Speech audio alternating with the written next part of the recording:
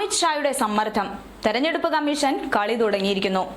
ഹരിയാനയിൽ എല്ലാ വിധികളും കോൺഗ്രസിന് അനുകൂലമാകുന്ന സാഹചര്യമായിരുന്നു വോട്ടെണ്ണലിന്റെ ആദ്യഘട്ടത്തിൽ സംഭവിച്ചതെങ്കിൽ മണിക്കൂറുകൾ പിന്നിടുമ്പോൾ കോൺഗ്രസിന് അനുകൂലമായ തരംഗം വിപരീതമായി മാറുന്നതാണ് കണ്ടത്. ഇവിടെയാണ് തെരഞ്ഞെടുപ്പ് കമ്മീഷൻ കളിച്ചു എന്ന് പറയുന്നത്.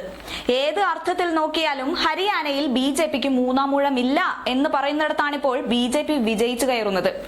ഇവിടെ തെരഞ്ഞെടുപ്പ് കമ്മീഷൻ ചെയ്തത് 10ഉം 11ഉം റൗണ്ടുകൾ എണ്ണിക്കഴിയുമ്പോൾ തെരഞ്ഞെടുപ്പ് കമ്മീഷന്റെ സൈറ്റിൽ മാത്രം ഇപ്പോഴും 5ഉം 6ഉം റൗണ്ടുകൾ എണ്ണിയതിന്റെ ഫലം മാത്രമാണ് കാണിക്കുന്നത്. എന്നാൽ അതേസമയം ഇന്ന് കാശ്മീരിന്റെ കാര്യത്തിൽ കൃത്യമായ വിവരങ്ങളാണ് കമ്മീഷൻ നൽകുന്നതും. ലോക്സഭാ തെരഞ്ഞെടുപ്പ് ഫലം വന്നപ്പോഴും BJP തരംഗം ഇടിഞ്ഞു തുടങ്ങിയപ്പോൾ ഇതേ അവസ്ഥ തന്നെയാണ് ഉണ്ടായത്.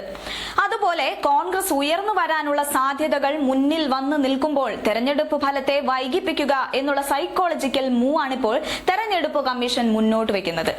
അതുകൊണ്ടാണിപ്പോൾ ഇലക്ഷൻ കമ്മീഷനെതിരെ ജയറാം രമേശ് രംഗത്തെത്തുന്നത്. മാത്രവുമല്ല, അവസാനത്തെ ഫലവും പുറത്തു വരുന്നത് വരെ കോൺഗ്രസ് ആരും അവിടം വിട്ടു പോകരുത് എന്ന് ജയറാം രമേശ് പ്രവർത്തകരോടടക്കം ആവശ്യപ്പെടുന്നുണ്ട്.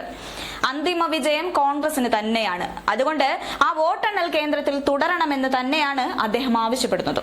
സത്യം പറഞ്ഞാൽ ഹരിയാനയിൽ എല്ലാ തരംഗങ്ങളിലും കോൺഗ്രസ് മാത്രം മുന്നിട്ട് നിന്നപ്പോൾ കോൺഗ്രസ് വിജയാഘോഷം തുടങ്ങിയിരുന്നു. പടക്കം പൊട്ടിച്ച് ആഘോഷിക്കുന്ന സമയം വരെ കോൺഗ്രസ് ആസ്ഥാനത്തുണ്ടായിരുന്നു.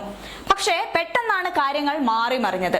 കോൺഗ്രസിനെ ഞെട്ടിച്ച് 70ലേക്ക് കടന്ന ലീഡ് കുത്തനെ 30കളിലേക്ക് എത്തി. പിന്നീട് അങ്ങോട്ട് തെരഞ്ഞെടുപ്പ് കമ്മീഷന്റെ സൈറ്റിൽ ഫലം അപ്ലോഡ് ചെയ്യുന്നത് മന്ദഗതിയിലാവുകയായിരുന്നു. അതുകൊണ്ടാണ് ഇതിനെതിരെ ജയറാം രമേശ് അടക്കമുള്ള കോൺഗ്രസ് നേതാക്കൾ രംഗത്തെത്തുന്നത്. അമിത്ഷാ പറയുന്നത് കേട്ടുകൊണ്ട് തെരഞ്ഞെടുപ്പ് കമ്മീഷൻ പ്രവർത്തിക്കുന്നു എന്ന് തന്നെയാണ് അവർ വ്യക്തമായി പറയുന്നത്. അതുകൊണ്ട് കൂടിയാണ് അവസാനത്തെ ഫലവും പുറത്തു വരുന്നതുവരെ ഓരോരുത്തരും വോട്ടെണ്ണൽ കേന്ദ്രത്തിൽ തുടരണമെന്ന് ആവശ്യപ്പെടുന്നതും. ഇത്തവണത്തെ ഹരിയാന തെരഞ്ഞെടുപ്പ് BJPക്ക് അതിനിർണായകമാണ്. RSS മോദിയെയും ഷായെയും ചവിട്ടി പുറത്താക്കിയിരിക്കുന്ന ഈ സമയം എല്ലാം കൊണ്ടും BJP വിരുദ്ധത ആളിക്കത്തുമ്പോൾ നഷ്ടപ്പെട്ട പ്രതാപം മോദിക്കും ഷായ്ക്കും തിരിച്ചു പിടിച്ചേ മതിയാകൂ.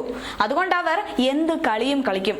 അല്ലെങ്കിൽ കർഷകരും യുവാക്കളും കായിക താരങ്ങളും അടക്കം ഒരു സമൂഹം മുഴുവനായും എതിർക്കുന്ന BJP എങ്ങനെയാണ് വീണ്ടും ലീഡ് നിലനിർത്തുക?